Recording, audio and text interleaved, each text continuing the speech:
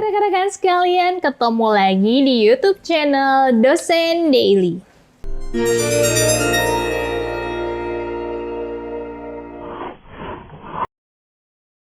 Di episode kali ini kita akan membahas sedikit, mungkin bukan membahas ya, lebih ke cerita sih sebenarnya, karena ada beberapa komentar di kolom YouTube yang, "Kak, cerita dong suka dukanya menjadi dosen, apalagi mungkin dosen muda gitu ya." Nah, mungkin buat ini berguna juga untuk teman-teman yang akan atau pengen tertarik menjadi seorang dosen. Suka dukanya apa sih?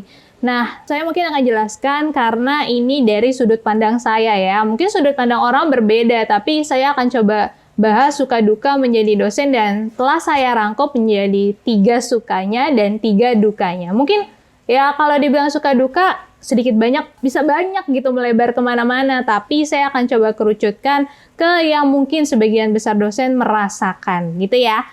Kita mulai dulu, suka dukanya menjadi dosen. Cerita suka duka menjadi dosen, saya mulai dari sukanya dulu ya. Sukanya kita coba bagi ke dalam 3.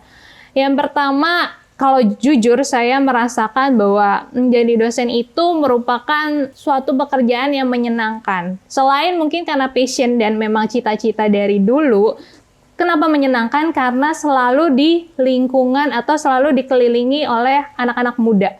Kalau saya ya, karena sehingga kita tuh jadi terus up to date, apa yang kita nggak tahu, karena generasi kita kan beda ya. Mungkin generasi saya generasi milenial.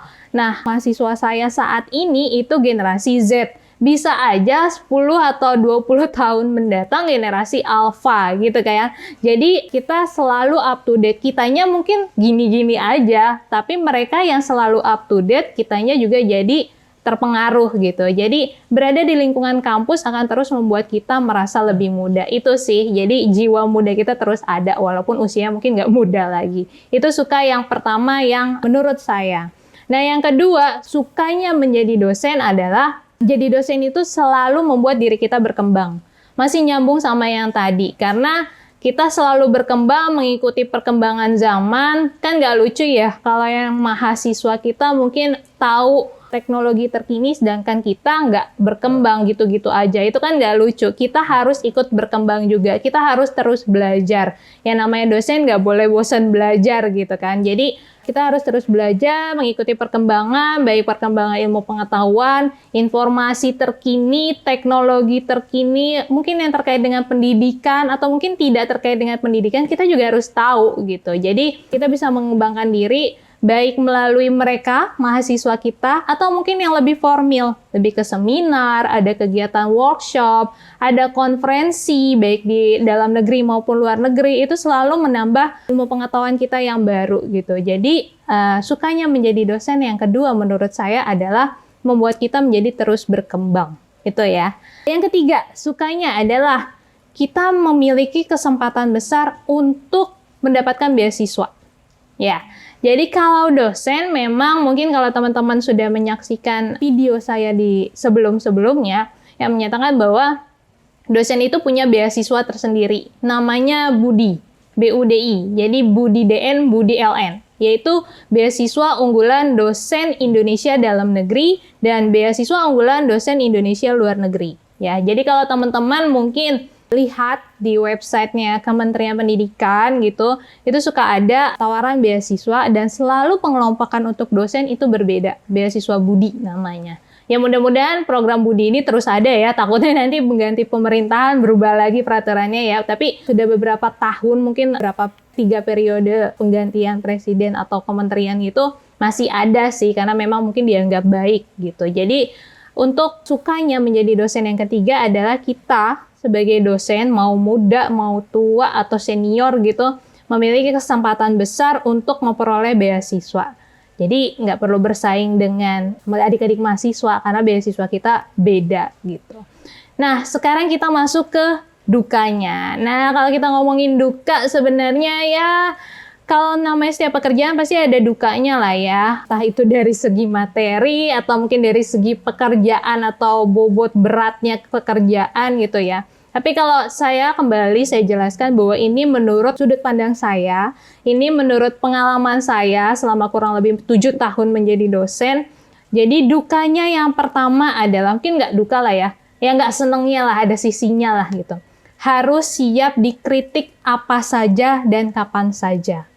Ya, yang namanya dosen, lagi-lagi kita itu andalannya adalah ngomong. Kemudian kita selalu bertindak tiap hari dengan orang yang berbeda, dengan mahasiswa yang berbeda tiap hari, sehingga kemungkinan kita kepleset ngomong atau salah ngomong itu pasti ada.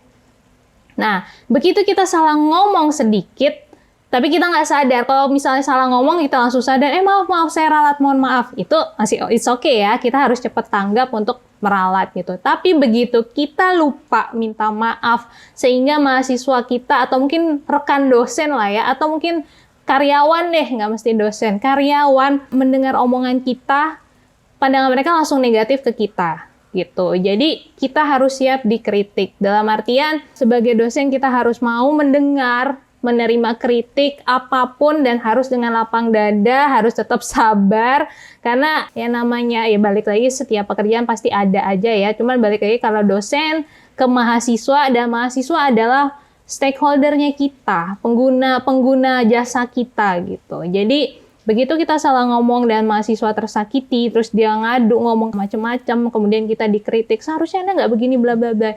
Itu kan kadang menjadi beban tersendiri gitu ya. Tapi itulah setiap pekerjaan, apalagi dosen, kita harus ngerem kalimat-kalimat yang dirasa kurang baik. Dan jika memang kita salah sebut atau salah ngomong, kita harus segera meralat dan minta maaf ya. Jadi harus siap dikritik. Begitu dikritik, ya enggak, maksud saya nggak gitu. Jangan ngotot. Kita harus menerima dan dengan lapang dada.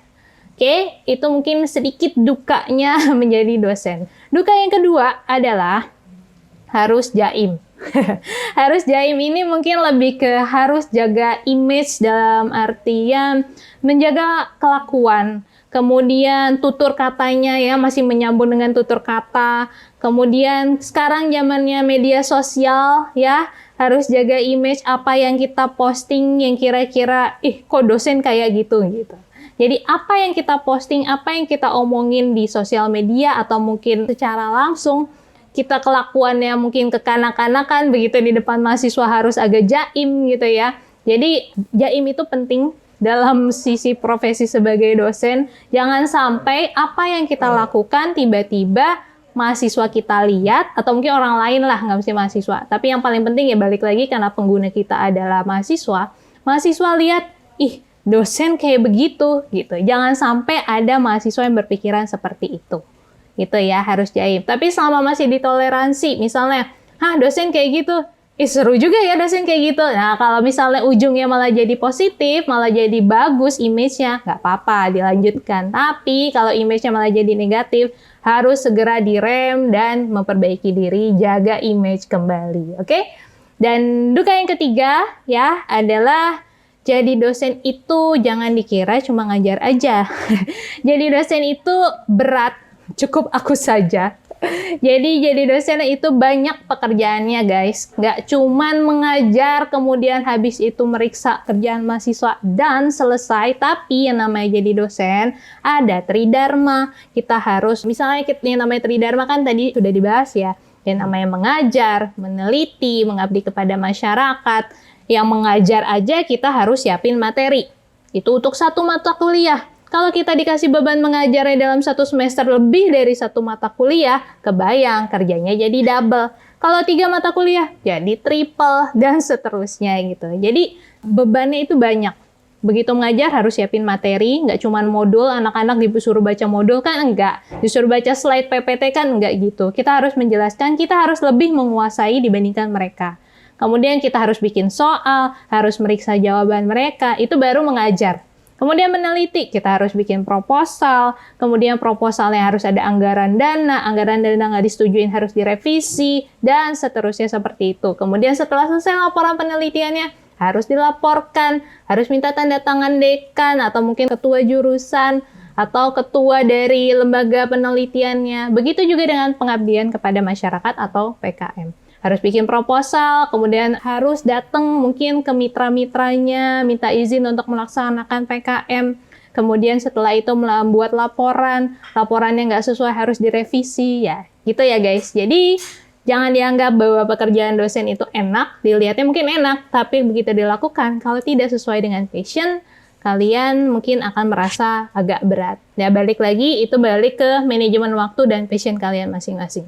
Oke, guys, jadi itu aja mungkin yang bisa saya sharing tentang suka duka dalam menjadi dosen. Ya, mudah-mudahan buat kalian yang akan menjadi dosen atau yang tertarik masih kuliah atau malah sebanyak loh yang ternyata masih SMA udah cita-citanya jadi dosen. Mudah-mudahan ini sedikit menggambarkan, mudah-mudahan mencerahkan, dan ini sudut pandang saya, jangan dimarahin kalau ini cuma sharing pengalaman, cuma sharing dari sudut pandang saya, dan mudah-mudahan bisa membuka lebih jelas informasi tentang dosen. Oke, cukup sekian informasinya hari ini dan episode kali ini. Semoga bermanfaat dan sampai ketemu lagi di YouTube channel dan episode berikutnya. Jangan lupa di follow Instagram saya yaitu @cakofi atau Instagram tempat saya mengajar @interior.trisakti atau @fsrdusakti. Dan kalau mau nanya-nanya boleh DM ke saya @cakofi tadi. Mungkin bisa lebih intens pertanyaannya atau di kolom komentar di bawah. Jangan lupa di like, comment, dan subscribe. Oke, see you. Bye-bye.